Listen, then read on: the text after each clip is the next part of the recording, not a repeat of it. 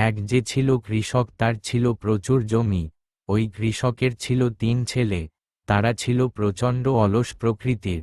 তারা কেউ জমি জমার খেয়াল রাখতে না বা চাষের জমির উপর যাওয়ার ইচ্ছা প্রকাশ করত না। তাই একদিন ওই কৃষক মনে মনে একটা বুদ্ধি খাটালো। সেই অনুযায়ী ওই কৃষক তার 3 ছেলেদেরকে ডাকল। বৃদ্ধ কৃষক 3 ছেলেদের সামনে দাঁড়িয়ে গম্ভীর মুখে জানাচ্ছিল যে তার বয়স হয়ে গেছে, তার মৃত্যুর আগে তার লুকানো ধন সম্পদ ছেলেদেরকে দিয়ে যেতে চায়।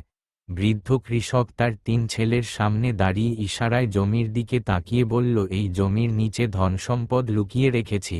তাই আমি চাই তোমরা মাটি খুঁড়ে ধনসম্পদগুলো তোমরা বার করে নিজেরা 3 ভাগে ভাগ করে নাও।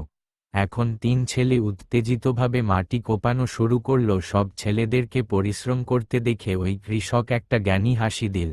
কয়েকদিন মাটি কখনো পর ওই 3 ছেলে ক্লান্ত হতাশ হয়ে দাঁড়িয়ে আছে, কারণ তারা পুরো জমি করে ফেলল, ধন সম্পদ খুঁজে পায়নি।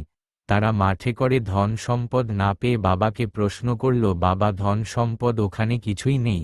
তখন বৃদ্ধ কৃষক শান্তিভাবে তার 3 ছেলেকে বোঝাচ্ছে যে কখনো জমির নিচে ধন সম্পদ লিখে রাখেনি আমি।